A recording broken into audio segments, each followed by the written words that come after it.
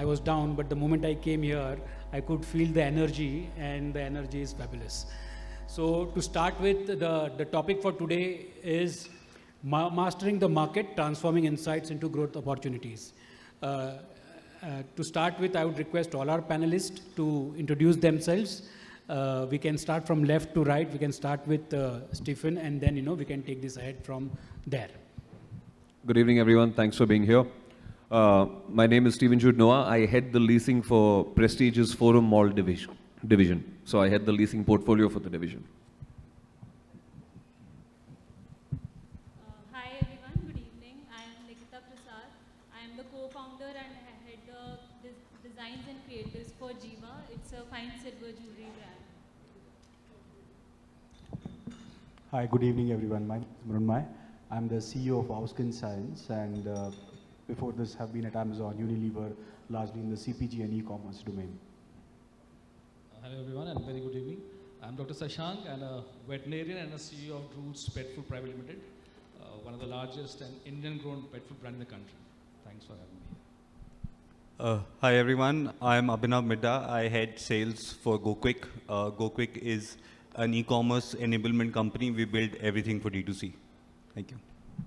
So I'll start with Shashank.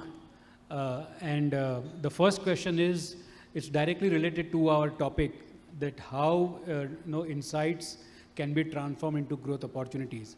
And Drools and the other brands are a classic example for that. Shashank, what was the insight that made you venture into Drools? And how did you, curate this journey by creating and capitalizing on this golden opportunity? I always attribute this to understanding the pet first actually. So the core of the business is pet first actually. And being a veterinarian, I feel that we can understand pets a little better. But the most difficult part is because the guy who is going to consume the product is not your buyer actually. So the customer and consumer are different here, similar to baby categories. But if you see in baby categories, we have our grandmothers, relatives to guide in the early journey of a parenthood. But for the pet parents, the veterinarians, the breeders, the NGOs are the ones who do this role actually. So we try to crack that understanding that when you become a pet parent, what are the knowledge gaps you have? Who are the ones who can bridge that gap? And we come and enable them. We try to influence the influencer in some way. The trends were changing. Largely, if I say 3-4 concepts, like we always say middle class is swelling up, pet parentship is going up, disposable income was there. But the biggest role was the digitalization of the content of pet care industry. Like a dog can have a diabetes, a cat can have some skin problems.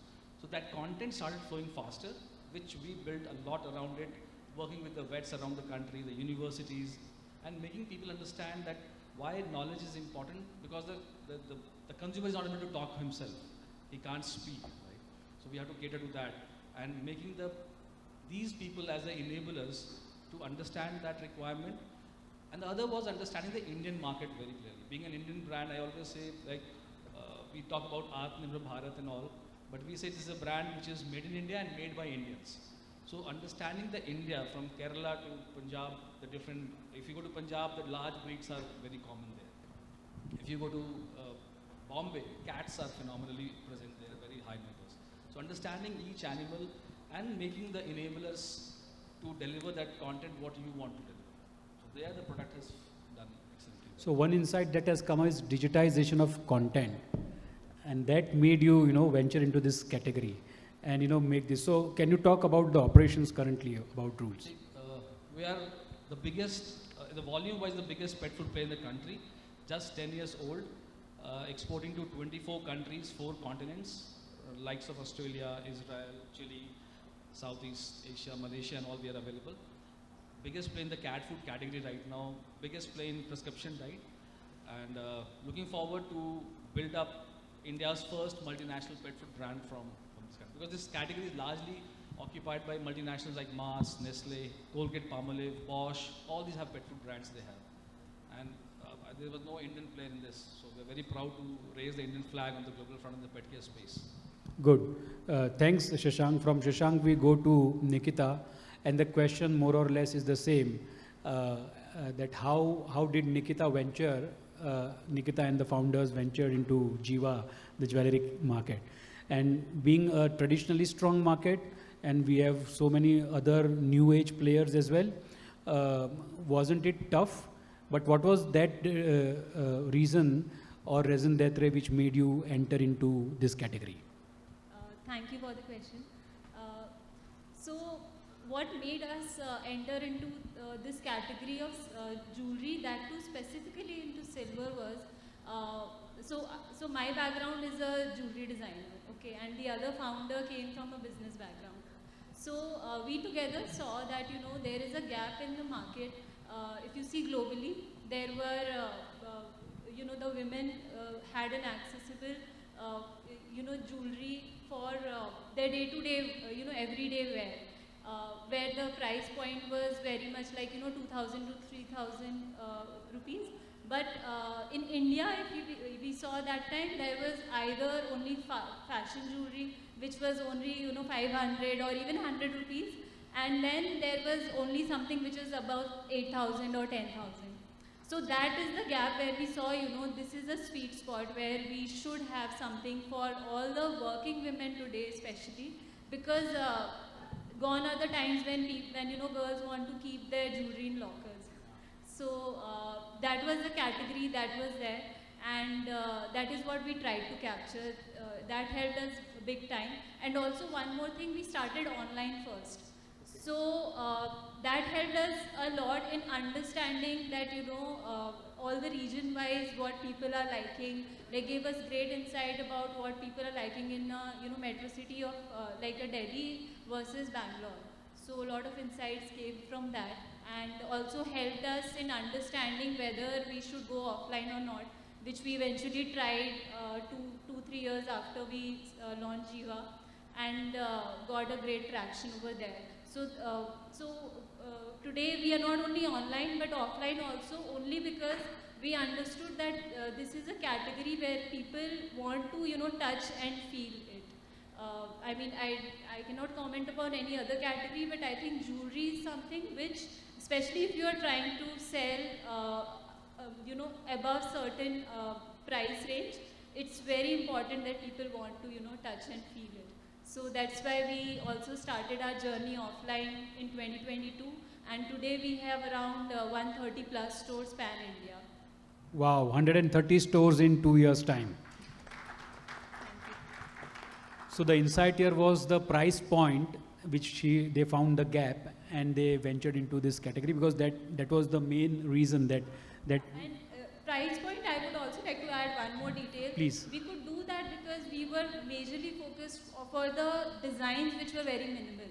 Okay. Okay. So I mean, the fast fashion, when you say, it was also very fashion and minimal, due to which you could play it with the price point. So minimalism also kind of in design comes into play. Thanks, Nikita. From there we go to our wow skin Mrunmay. So Mrunmay, in my house only there may be at least 5-6 brands of skins. I mean, at least, and the market is crowded, overcrowded, or you may say still there is opportunity for many more to come. If you want to look at it from that perspective.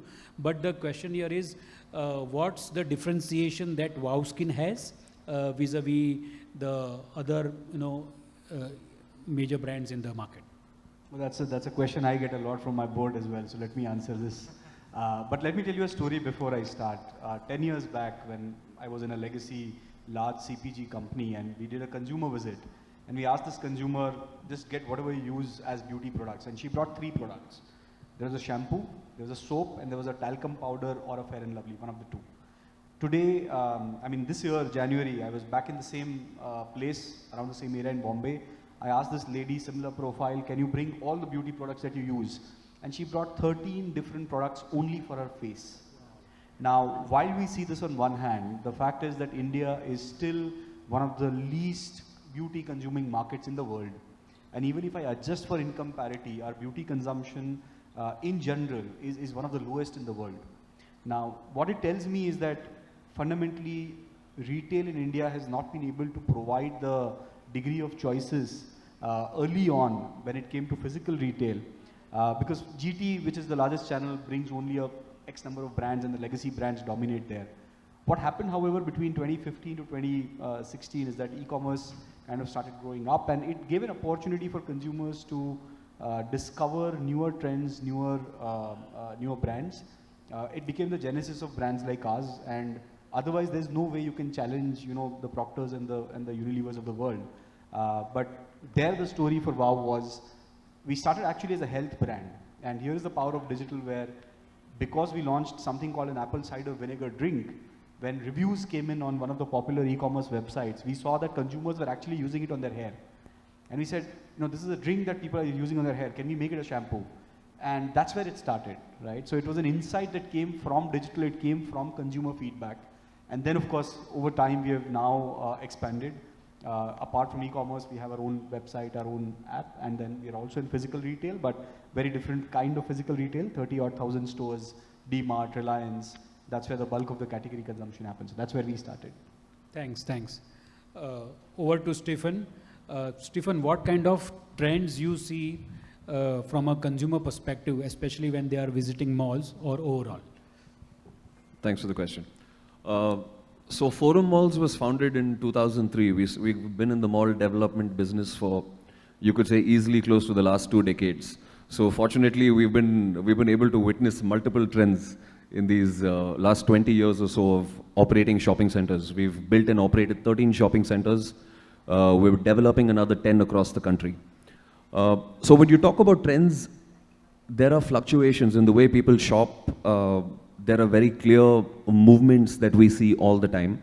Something that we've noticed though, from at least post-COVID, because let's divide the world into 2 time frames.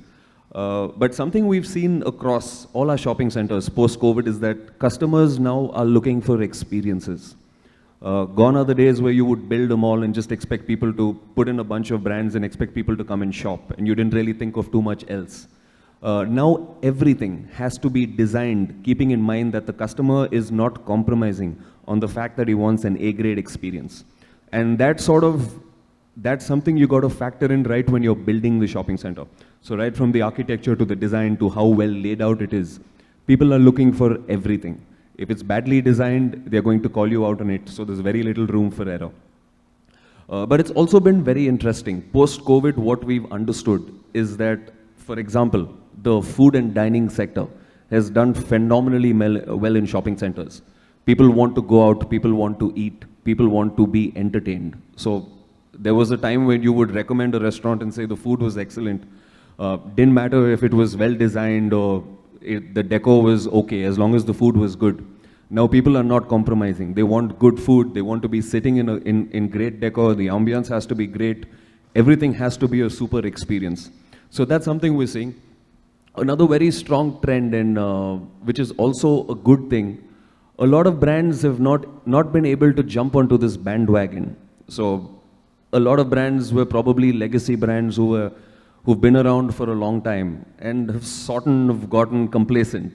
And I think that impact is being felt right now, because you have a whole bunch of brands, including D2C, who are high on innovation, who are high on customer friendliness, high on usability. And these brands it's actually telling, because you're watching consumption sort of slowly pivot and move to these brands. A lot of very exciting D2C brands have exploded. GIVA is one of those brands. A lot of other brands have come in from this D2C background and are making that crossover and are really creating ripples.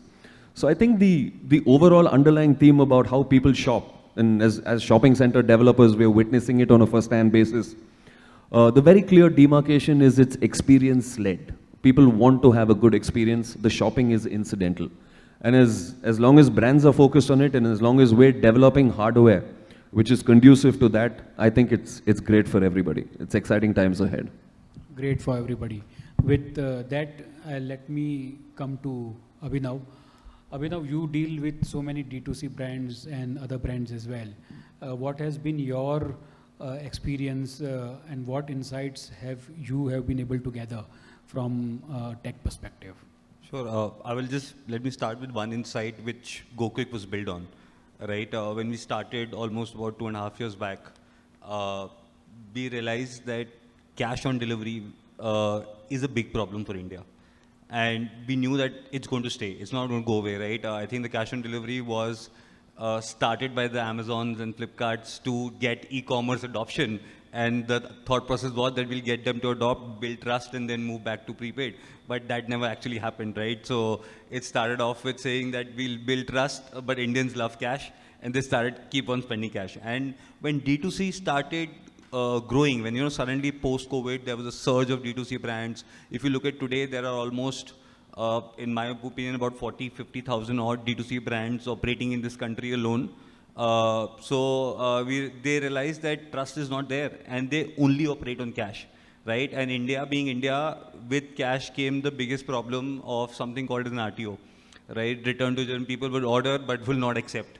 So our whole company was built on this insight of how do we solve for RTO, right? Today, though 2.5 years down the line, we can proudly say that we have solved for return to origin. We've built an intelligence layer which helps brands identify who are the good stakeholders in the ecosystem, and only deliver cash on delivery to those good set of customers, and give them others a prepaid option.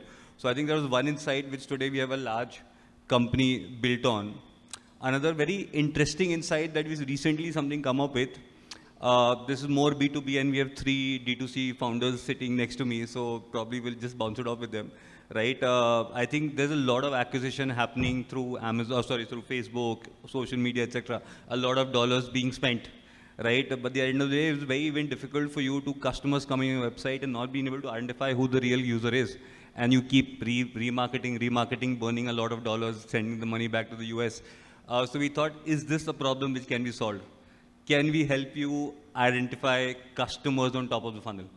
Can we let you know that if this customer has visited your website, who the guy is, and can we then retain him or retarget him through your own channels versus going back to spending money on the likes of Facebook, Instagram, etc.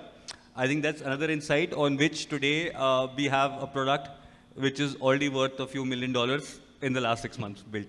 So yeah, I think these are a couple of insights where I think really helped us to build GoQuick as a brand. Thanks. My next question is to the 3 founders. What strategies you have used to ensure that you improve the operational efficiencies and still maintain the quality about your products? So strategies that you have used to ensure both operational efficiencies and maintaining quality. For us, like for pet food, in India still, the palatability is a very strong factor. A pet has to eat the food. Then the benefits will come, long-term growth and all those things comes in. For there, a lot of work keeps on going, that evolving the palatability factors. Like for example, if I say about Lay's, the first pack you ate, you feel the same taste today also. But the point is again, the palatability factors keep going up and up and up. That is one. Second is, in our industry, freshness is the key to growth. So freshness is the key to growth. If the fresh the product, the better the acceptance is. And for that, supply chain works very strongly. So we today in India works around, we have 36 CFAs across country. Even Nagaland, I have a CFA. Just to maintain freshness, fresh stocks available in any point of time. Because rejections happen. And problem is that the guy who's rejecting cannot tell you that I don't like the product, right? So that science has to be behind it. But operational efficiency, supply chain, very, very important to make sure that fresh stock is going to the pet and he's enjoying the meat. That's very important. Mrunmay. So let me take 2 anecdotes. The first one is the consumer in beauty in our category is never satisfied. And if something is great today, in another 3 years, that will become the baseline and something else will come in as the new and, let's say, improved version of the same product. What we do is we work in-house in terms of devising the formulations. We work with global partners. We figure out what is the best molecule to use in terms of ingredients. But then we also have an extensive ecosystem of 20+ manufacturers who are very closely partnered with us, and we can turn around newer products in a span of literally 45 days.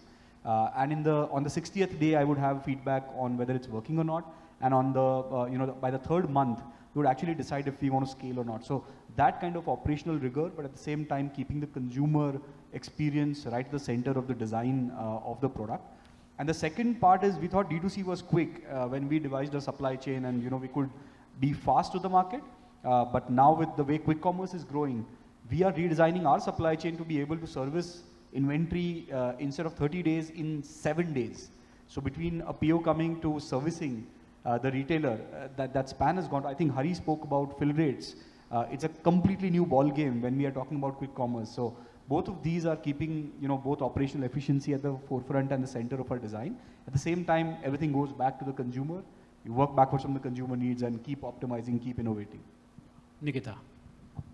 Yeah, so for jewelry, it's very important that, the shine and the luster remains there for, for over a long period of time. And before that, even at the manufacturing stage, whether the finish of the product is good or not. So for that, we have a lot of, top vendors. We are working across the country. For example, like there are, Jaipur and Bombay, where you have all these big major manufacturing units.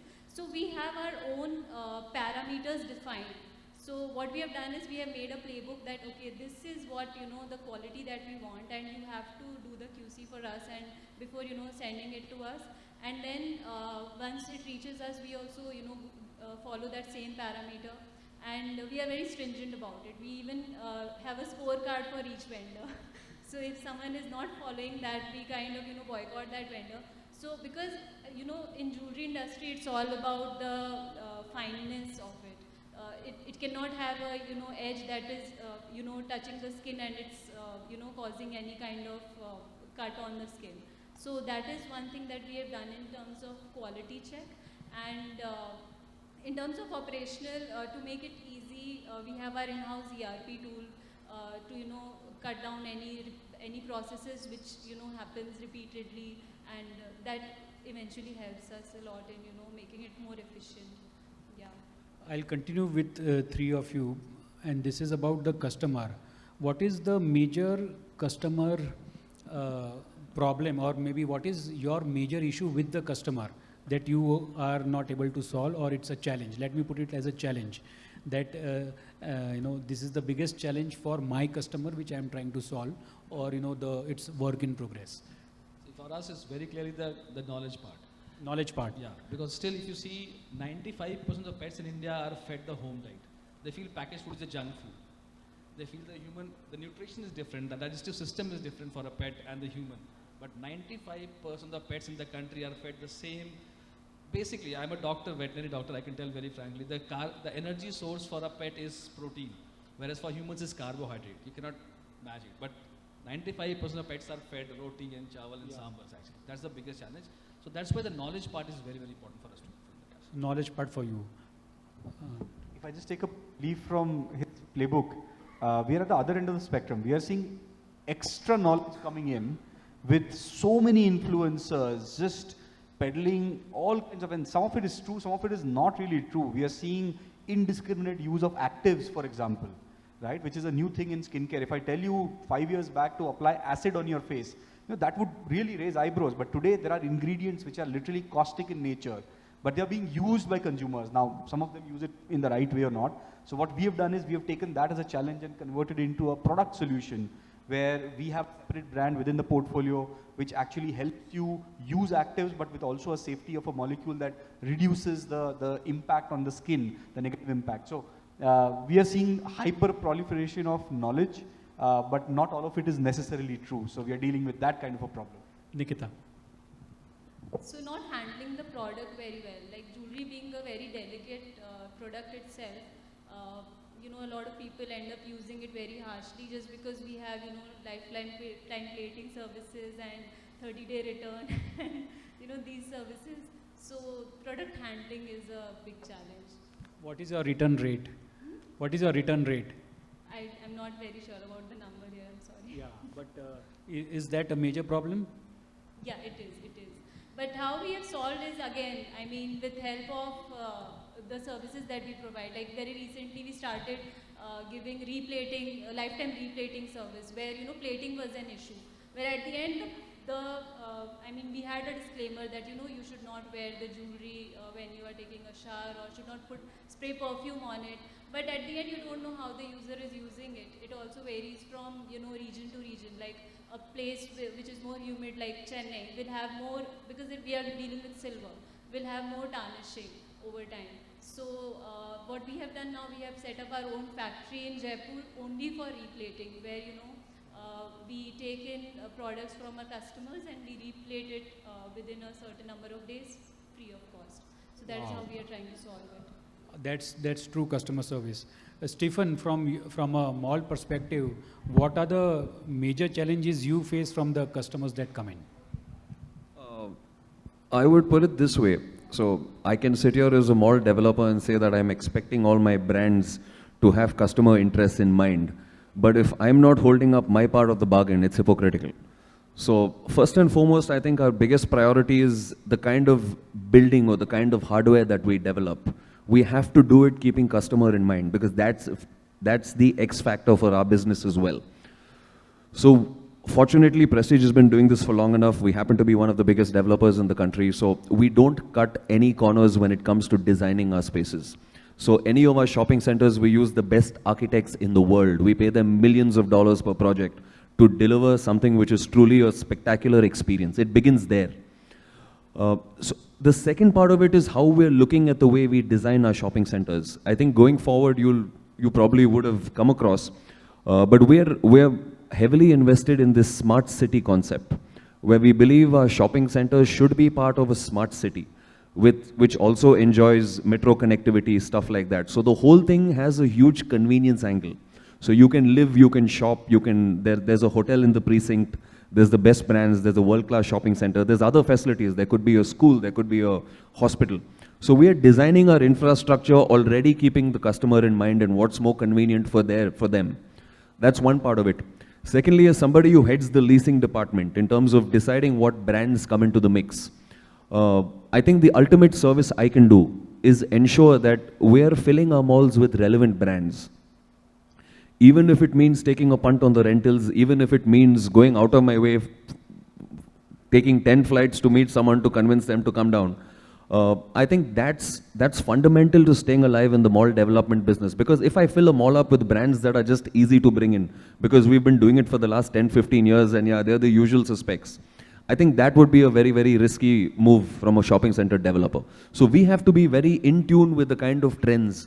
Where is consumption going? What are customers spending their money on? What are the brands that are what's the change? If we're not tracking that, and if we're not filling our malls up with these kind of tenants, then we'll be irrelevant and then we'd be dead. From your value proposition perspective. Sure, interesting question.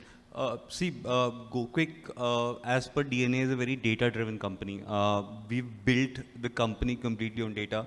The first insight that we started giving brands was whether this customer is worthy of providing an X service by the brand or not, right? So we look at us from a data perspective. One way we call ourselves the Sybil of online shopping. So you'll be able to identify, that's one problem of solving in terms of trying to save some cost of yours. The other interesting insight is today, let's say we have almost 150 odd million consumers who transact through 1500 odd brands on our platform. The insights we are working on to be able to help brands to give you category level insights that, for example, in beauty skincare, at what price point, what is selling the maximum, right? For example, in jewelry, right? In this category, which price point is selling, or which product or which kind of product is doing well. So right now we have something that we are currently working upon, that if we can give you guys these sort of insights, it'll really help you develop the next level of your own products. So this is something in the works just coming around, but yeah, this is something that we're working on to help you guys with. Thanks. Again, the question to the three founders. All of you are new age brands and couple of years old, few years old. How do you build brand loyalty, and what are some of the strategies that you are, implementing to ensure that the customer comes again and again and again and again and is loyal to you? See, most of the new age brands are fighting against the biggies of the world, right? And one factor which whatever category we are in, will be customer service. So today, if I say for Drools, we are volume-wise the biggest player in the country today, but the message now to the team is very clear that Drools should be known as the best customer service brand. I am selling product for pets, but the communication is very clear that we want to be the best consumer-oriented company. The message goes like, I have a biggest SKU which is 30 kg bag and it's kibbles, those who have pets will know. And we give a 100% assurance a customer comes back to a retailer with a single kibble in that 30 kg bag, will be asked no questions, product replaced, money given back. No question asked. Why? That brings loyalty to the retailer also, because consumer feels this retailer didn't ask me any questions. And that assurance to the retailer comes from Drools. No other brand can match that. That's the where I want to make a difference. And I think for everybody will the customer service be the greatest pushing factor going forward. Mrunmay. For us, loyalty comes from the product experience and designing a product experience that is both sensorially and functionally on the proposition or on the promise that we have given, because there is a certain output that you want from a beauty product. We spend a lot of time studying what the consumers want, but also then a lot more time on designing a formulation that delivers to that promise. Marketing can get the consumer to try, but our belief is that post-trial, the repeats are all about the product and the product being true to the promise. So our focus a lot more is on consumer understanding, designing the product, designing the innovation, formulation, etc. And we do it much faster as consumer trends change. We are able to capture much faster in our product cycle. Nikita. So something in the similar line, like, at the end we have to give a great customer service to the, customers that makes them come back to you. But apart from that, I think also reaching them out at the right time. Like, for example, whenever there is an occasion, if you do a big, some smart campaigns that attracts your, reactivates your consumer. Like, for example, for us, Valentine's is a, very big time where people prefer GIVA for gifting and things. So what we do, we see, over the year, we try to retarget them for, some other occasions as well, whenever we are having Mother's Day. So if we have identified, okay, these are, the gifting customers. So we try to retarget them during the gifting season. And if it is a personal use customer, we try to retarget them when we are launching a new collection.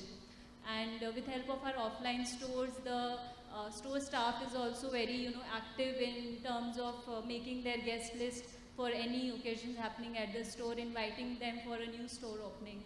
So reaching out to your customer, keeping in touch with them. We as the founders also, from time to time, we try to take the customer support ka role, and we speak to them and understand what is missing, if they have had any bad experiences, how can we help them. So I think that also builds a relationship between you and your customer. And in fact, you mentioned about the Valentine's Day, the Mother's Day, then the New Year's on the other birthdays, etc. These are some of the very important milestones for a jewelry brand specifically. But I'm taking this and asking our other two founders, any such specific a marketing strategy or a marketing campaign or a marketing idea that you may have implemented in your products, if you can share? Ours is a very high emotional quotient category. You strongly get bonded with your pets, and the knowledge is a gap, right? So what we did a couple of 4-5 months back, actually, we did run a campaign called Back of the Pack, BOP. Read the back of the pack. See, the biggest brand which we were fighting was Mars Pedigree, and they were using chicken and chicken byproducts, and we were using since the day inception real chicken. So it's a food for dogs, not dog food. I can eat that food. You can eat that food. That's the quality standard we maintain. But consumer doesn't know. He sees the front of the pack, but the real story is the back of the pack. So we ran a campaign, and happy to share that after this campaign, the Mars has changed their chicken and chicken byproducts to chicken and chicken products. So it's a very proud moment for us of an Indian brand changing, asking multinational 100-year-old brand to change the narrative. Yes, that's incredible. Yes. Yeah, from our end, when WOW started, one of the key premise was we will go with a clean beauty kind of structure where there are no toxins. When I say toxins, either bad for the individual or bad for the environment. Bulk of the legacy brands that have existed have not really, confronted this truth, which is that the products do have, ingredients like silicones or sulfates, which are not good for, both yourself and for the environment. So one of our starting point in the largest platform that the brand had for a long, long time was the no toxin, no sulfate, no parabens, no silicones platform. which continues even today, but of course the consumer has evolved, so we're now evolving ourselves.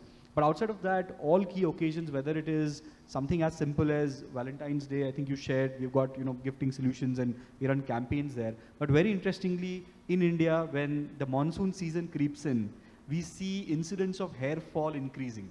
Yes. So that becomes a very interesting time for us to activate our campaigns, and we are in fact just going to go live very soon with our revamped largest range that we have. But we study consumer needs not just from what they tell us, but also from their behavior. So actually, if you go into data, you will see that the searches for hair fall solutions actually spike through July, get to a peak in August and September, and then they start coming down. And in winters, then dandruff takes over, right? So we kind of study these patterns and run our campaigns accordingly. Seasonal, yes. The penultimate question before we go to the final round is again to all three of you, since this session is about growth opportunities. Where do you all see the growth is coming from? Shashank and all of you. Where is this growth coming from? And where do you see 5 years or maybe in the near future, or 5 years down the line? See, currently for us, Bangalore, Bombay are evolved markets. Tier 2 is working very excellently well. And if I talk about channel, QC is growing for us as well very significantly. Mrunmay. Yeah. For us, offline is a big part of our future design. Offline is still 80% of the category. We are seeing remarkable trajectories in organized retail, which is, let's say, the D-Marts and the Reliances of the world. But equally so, we are also present in offline in US. And we see that as a major opportunity. I think Drools is also seeing international as a big footprint. For us, Walmart is a key partner in the US business. So that's, again, one more channel. And quick commerce obviously has taken us all by surprise, but people are kind of evolving ways to support it. But that's one big growth channel as well. Nikita. So for us, again, because we are expanding offline very rigorously, major chunk is going to come from that. And also in terms of material, there is a new diamond in the market, which is lab-grown diamonds. So that is going to be a major factor in our growth as well. Abhinav, how are you going to help all these brands in their growth journey? Basically, the DNA of our company is to help brands. Eventually, our idea is to solve your problems. So we work closely with a lot of your brands, understand where the gaps are. So recently, we've launched something on returns. So you realize that returns is a big problem, not so much in beauty, but a big problem when it comes to fashion. We've launched a product on return, and we're also now very soon launching something on return intelligence. One is solving for returns, one is to be able to predict whether this order is going to come back or not. So we're solving on that. We're working on, so basically every D2C problem one by one, and we're a small company, can't do all of them together, but one by one trying to productize it and being able to, so what we want is that as brand owners, you guys focus on your product and leave the technology to us. That's what the DNA is. Hopefully we'll get there one day, but today we have about three to four products that we're helping the brands to grow. Now I'll ask the final question, and what would be your closing remarks, from this perspective is, how do we transform insights, ensure the customer service happens and the growth opportunities that we are looking for are actually realized? What would be your success mantra for this? We can start with, again, Shashank, and then all of you, please share your final remarks and the success mantras. I will say only one line: keep your customer in the center. And for us, the pets is the first actually. I'll steal a line from Jeff Bezos, who says, the customer is always going to be divinely discontent. And if you can keep ensuring that you keep a track of what she needs and service that, you will build a robust business. So for us, it would be when you see a problem, try to resolve it as soon as possible so that others cannot solve it instead of you. Good. Stephen. I think for our business, I think the mantra is instant gratification. So if we're able to design shopping centers in a way that people can come there and be instantly gratified, I think we've done our job well. We've succeeded. Awesome. Abhinav. Preempt, how can our customers get happy? That's what we're working on. So we're trying to work on preempt, making our customers happy. Good. In fact, my customers' need is ABC or XYZ, I'll have to fulfill it. Otherwise, we'll go to the competitor and get it resolved. So I think that was again a brilliant insight. Instant gratification. Today is the fast world. We are talking about fast fashion in the afternoon and many other things, quick commerce, fast fashion, 10 minutes delivery.